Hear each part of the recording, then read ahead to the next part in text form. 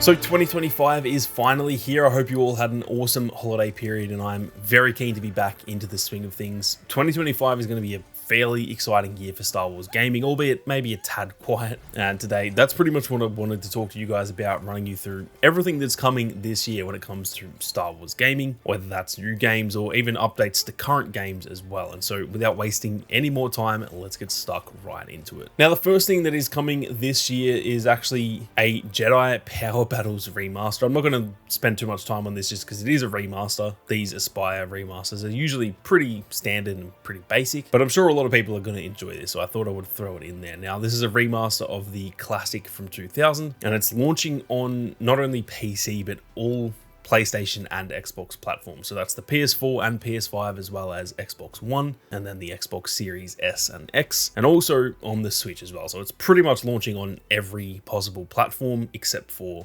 Mac computers, unfortunately. Now, like I said, Aspire Media are behind this. They are commonly known for remastering these old games. They did Battlefront last year, albeit that had a lot of drama around it, but usually their launches are pretty damn good. They realistically just take the old games, slightly enhance the graphics, and make them feel a little bit more modern, I guess, in terms of the controls. And so, yeah, that's really all there is to say about Jedi Power Battles. Personally, I'll probably give this one a miss, but I'm sure a lot of people are going to enjoy it. Now, the next thing that we know is coming in 2025, and this for me is probably one of my most anticipated, even though I know not everyone's going to feel the same way about it. And this is the PC release of Star Wars Hunters, which will be launching on the PC on the 27th of January. Now, if we just rewind a little bit, there's also the PC playtest on the 10th of January until the 13th, so that is technically coming before Power Battles. I just thought I'd mention it once I'm actually mentioning the launch of this game. And so that playtest is only about 5 or 6 days from when this video goes live. Now, we don't have too much info on that playtest. I'm going to assume it will be pretty much just the same as the first playtest. It seems like it's more of like a stress test to see if the servers handle it all and seeing if there's any bugs and stuff within the game. I don't think they'll really change anything from that first playtest. Now, like I said, once that playtest is done, that'll be followed by the early access PC launch on the 27th of January, which I am very, very excited about. I can't wait to finally be able to play the game on PC whenever I want. The playtest was really fun, but the shit thing about playtests is that obviously it's just a small window. It's like a 3 or 4 day window, and then you have to go back to playing it on the Switch in a low frame rate and stuff. And so I'm just so excited to finally have this game on the PC whenever I want to play it. Now, that launch is also then coinciding with Season 5 of Star Wars Hunters. So not only will we be getting the actual PC launch, but we're also getting Season 5 with a new Krubaz Damage Hunter, as well as a Coruscant map. And on top of that, there'll be all the new stuff like a new Arena Pass and new challenges and all those sorts of things too. So it is definitely a massive year ahead for Star Wars Hunters. It's going to be pretty much make or break, in my opinion. It's going to be interesting to see how that PC launch goes. I'm not going to lie, the play numbers during the first playtest were very, very concerning, but that is just a playtest. And yeah, hopefully they market the game enough that the game can do really well once it does finally launch on the PC on the 27th of January. Now, before we go any further, if you guys are interested in not only more Star Wars Hunters content, but also pretty much just any content focused on Star Wars gaming, be sure to hit that subscribe button. There is plenty more on the way as we make our way towards 100,000 subs, hopefully by the end of 2025, although that is probably very unlikely. But if you guys want more Star Wars gaming content, be sure to hit that subscribe button. Now, the next thing we've got on the list here is the Pirates Fortune DLC for Star Wars Outlaws, which is set to launch in spring of 2025, which should be between essentially the end of March and the end of June. I would probably wager it'll be April or maybe May if I had to guess right now, but obviously we don't actually know this early on in the year. Throughout this DLC, Kay will encounter Hondo Ohnaka, who I'm sure a lot of you guys know from the Clone Wars as well as Star Wars Rebels, and she will essentially need to help him throughout the story. We don't really know too much about that story just yet, but that is essentially the basic premise, that we come across Hondo and we'll need to team up in one way or another.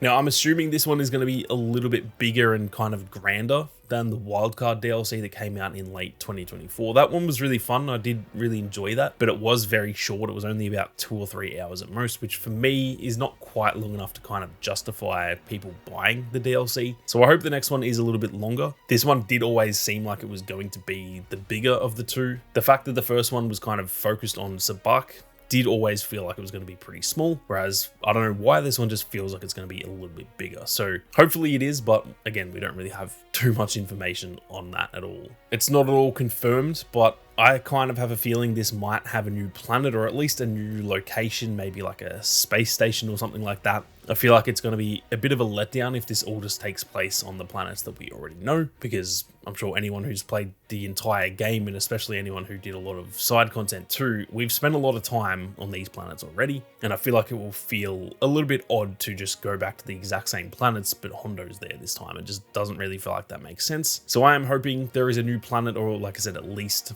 a space station or something like that. And again, hopefully this one is a little bit bigger than that first one, which was only 2 or 3 hours. Hopefully this one's maybe 5 to 6 hours, if not potentially more. Now, last but definitely not least, this one is kind of a stab in the dark. This is something that isn't confirmed for this year or anything like that. But this is the fact that there is some potential for the Bit Reactor and Respawn strategy game to launch in 2025. Now, again, that's just a stab in the dark. I want to sort of preface all of this that I'm about to say by saying, please take all of this with a grain of salt, because this is just my own theories. We have no information on this game whatsoever. So again, take that with a grain of salt, but I'm going to explain why I kind of feel like this may potentially launch in 2025. Now, this game was initially announced back on January 25th in 2022. So essentially 3 years ago now. And I have no doubt that they were already developing it way back then, even if it was just the very early stages of development. So